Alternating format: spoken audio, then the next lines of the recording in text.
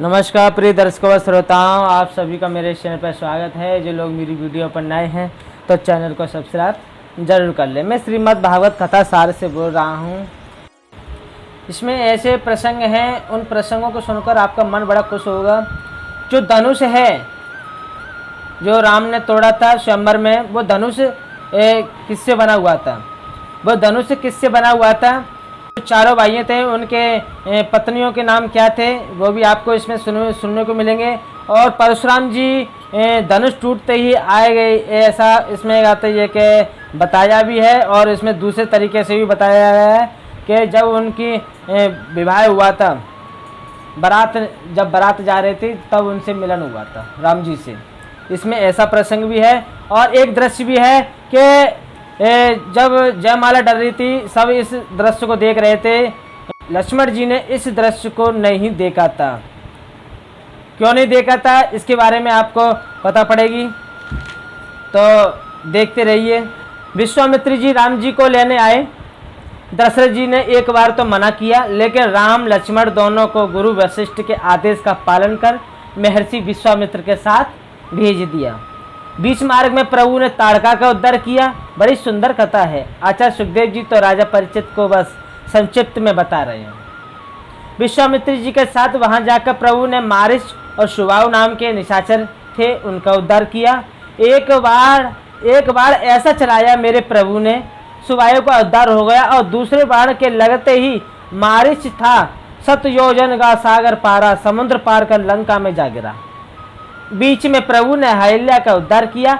आदरणीय महर्षि विश्वामित्र के साथ श्री जनकपुरी में जा रहे हैं। अब जनकपुरी में रघुवर का पदार्पण हुआ। बड़ा सुंदर दृश्य है। सुखदेव जी कहते हैं जनकपुरी में जनक जी के यहाँ शिव जी का धनुष है, तो दधीची मुनि की हड्डियों से बना है। दधीची जो ऋषि थे उनके हड्डियों से बना है। बड़े बड़े राजा वहाँ आए, लेकिन कोई हिला तक नहीं सके उसे, तोड़ने तो दूर की बात है। मेरे रघुवर राम ने गुरु के आदेश का पालन करके बड़ी विनम्रता के साथ प्रणाम करके धनुष को उठाया। और जितनी देर में पलक गिरता है ना, उतनी देर में तो रघुवर ने धनुष के 2 टुकड़े कर दिए। महाराज जनक के नेत्र सजल हो उठे। मेरे जीवन का परम सौभाग्य सीता का सीता स्वयंवर आज हुआ है।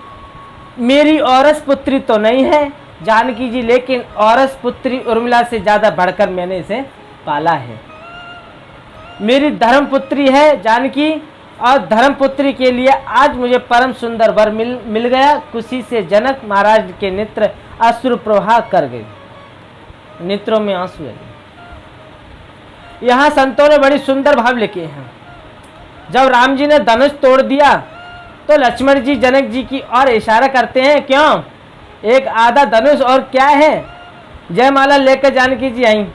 जनकपुर वासियों की आंखें नम हो रही हैं। लोगों ने अपनी आंखों के पलकों को पकड़ लिया। लाडली बिटिया जनक जी जब रघुवर का वर्णन करेगी, उस समय यदि पलक गिर गई और ये दृश्य हम नहीं देख सके, तो इसीलिए समस्त लोगों ने अपनी पलकों को पकड़ कर रखा है। माल्यार्पण करने पराम्बा जानकी जी आई। राघवेंद्र तो लंबे हैं और मुकुट भी ऊंचा है, 1-1.5 फुट तो होगा। जानकी जी इतनी लंबी तो नहीं है। विवाह में थोड़ा विनोद होता ही है। रघुवर एकदम तन के खड़े हो गए, तो ज्यादा तन के खड़े हो गए वो। अब माला कैसे पहना है? सखियों ने रघुवर को इशारा किया, जो सखियां खड़ी थी, थोड़ा झुक जाओ रघुवर जी। राम जी ने इशारे से कह दिया, नहीं हम नहीं झुकेंगे। सखियां बोली, कहीं नहीं झुकते होंगे, यहाँ बड़े बड़े झुक जाते हैं। राजा बोले, हम रघुवंशी हैं, कहीं नहीं झुकते। अब सखियों ने सेनापति की ओर देखा। सेनापति की क्या हिम्मत कि राम जी से झुकने को कहे। फिर भी उन्होंने इशारा किया, क्योंकि जानकी जी तो उनके लिए बिटिया जैसी हैं। रघुवर झुक जाओ ना, थोड़ा बिटियों को कष्ट हो रहा होगा। इतनी भारी माला कितनी देर से लेके खड़ी हैं। राम जी ने ध्यान नहीं दिया। सेनापति जी दौड़े दौड़े महाराज जनक के पास आए। उनके चौड़ों में इशारा करके बोले, आप कह दो ना, शायद थोड़े झुक जाएं। जनक जी बोले, रघुकुल कमल दिवाकर अपने घर बुलाकर झुकने के लिए कैसे कह सकता हूँ, ये मर्यादा के विरुद्ध है। सेनापति बोले, सुनो गुरु विश्वामित्र ऋषि से कहो उनकी बात तो ये टालेंगे नहीं, जो की जाएंगे। बेचारा सैनिक दौड़ लगाने में ही लग गया और लोग अपनी पलकों को पकड़कर खड़े हैं। सैनिक ने विश्वामित्र के पास जाकर चरणों की ओर इशारा करके कहा, बाबा जरा कह दो ना अपने चेलवा राम जी से कि थोड़ा झुक जाएं। विश्वामित्र बोले, देखो बच्चों के बीच में हम नहीं बोलेंगे, धनुष तोड़वाना आवश्यकता सो हो गया, अब शादी ब्याह में हम महात्मा क्या जाने।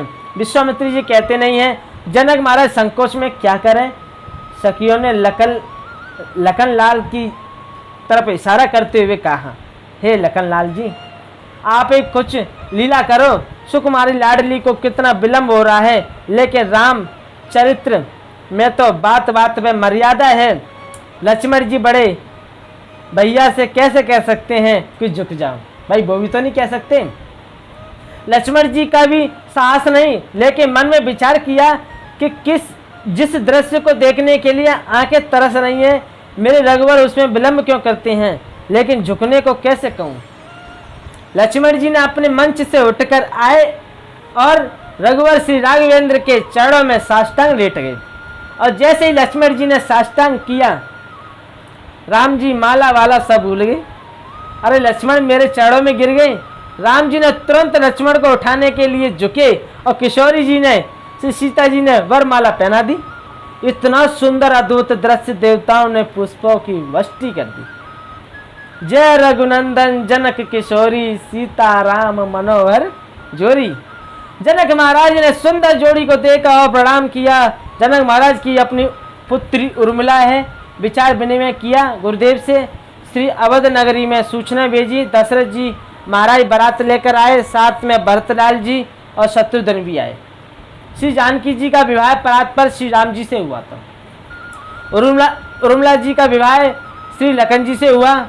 मांडवी जी का विवाह श्री भरत जी से हुआ और श्रुति कीर्ति का विवाह शत्रुघ्न से हुआ। जनकपुरी में आज बहुत सुंदर आनंद मनाया जा रहा है और सब मंगल गीत गा रहे हैं। रामायण में तो लिखा है कि श्री परशुराम जी धनुष को टूटते ही, लेकिन वाल्मीकि रामायण में श्रीमद् भागवत में लिखा है कि मार्ग में श्री राघवेंद्र की पूरी बारात से श्री परशुराम जी से मिले और धनुष पर प्रत्यंच चढ़ाकर श्री राम जी ने परशुराम जी के संदेह की निवृत्ति कर दी, उनके मन को संदेह दूर कर दिया। आज अवधपुरी की खुशी का ठिकाना नहीं है। इतना आनंद अवधपुरी के हृदय में है। तीनों माताओं ने चारों बहुओं का स्वागत किया और सुखदेव जी कहते हैं, राजन कभी कभी ज़्यादा खुशी हो तो उसे नज़र लग जाती है। ऐसा आनंद उत्सव लोगों ने राम विवाह का मनाया, शायद उस खुशी को नज़र लग गई। ये नज़र बड़ी विचित्र लगी। भरतलाल तो अपने मामा के घर गए हुए हैं, साथ में शत्रुघ्न भी गए हुए हैं। विघ्नेश्वरी देवी का अयोध्या में प्रवेश हुआ, जो विघ्न डालने वाली है। विघ्नेश्वरी देवी ने मंत्रा की बुद्धि में विकृत पैदा कर दी। मंत्रा के द्वारा महारानी कैकेयी के विचारों को बदल दिया गया और कैकेयी ने वह दोनों वर दशरथ जी से मांगे। पहला वर भरत जी का राज्याभिषेक, दूसरा वर राम को 14 वर्ष का वनवास। और आचार्य सुखदेव जी कहते हैं, राजन राम कौन है मालूम है? रामो विग्रहवाहन धर्म। राम साक्षात धर्म के विग्रह हैं। यदि धर्म की संपूर्ण वाक्य आपको देखनी है तो राम के चरित्र को देखो। धर्म की संपूर्ण वाक्य राम के चरित्र में सम्मिलित है। सज्जनों, सौतेली माता के वचन सुनकर राम वन में जा रहे हैं। माता जानकी उनके लघु भ्राता लक्ष्मण उनके साथ वन में गए। सुखदेव जी कहते हैं, परिचित मुझे तो लगता है कि राम के चरित्र का एक आदर्श पात्र उर्मिला भी है। लक्ष्मण जी ने वन में जाते समय उर्मिला से कहा, 14 वर्ष तक तुम्हारी आंखों में आंसू नहीं होने चाहिए, तुम्हें शोक नहीं मनाना चाहिए। माता सुमित्रा ने जो उपदेश लक्ष्मण जी को दिया, माता सुमित्रा ने जो उपदेश लक्ष्मण जी को किया वही अद्भुत है। लक्ष्मण जी महाराज एक बार क्रोधित हुए पिता के प्रति। राम ने कहा, ऐसा नहीं सोचते। अयोध्यावासी राम जी के साथ गए। तमसा नदी के किनारे सबको सोता छोड़कर आगे चले गए। श्रृंगवेरपुर में मेरे रघुवर का पदार्पण हुआ। निषाद राज गृह से रात्रि भर वार्ता हुई लक्ष्मण की। प्रात होते ही केवट ने रघुवर को गंगा पार किया। जानकी जी उसे मुद्रा समर्पण करना चाहती थी, लेकिन केवट ने नहीं ली। सुमंत जी से रथ में बिठाकर राम जी, जानकी जी और लक्ष्मण जी को लाए थे। वे नदी के किनारे खड़े हैं। राम जी ने उन्हें अवध वापस जाने की विशेष रूप से प्रार्थना की। तो मेरे प्यारे श्रोताओं, भक्तजनों, आप लोगों को ये हमारी वीडियो कैसी लगी कमेंट बॉक्स में बताएं। जय श्री कृष्ण।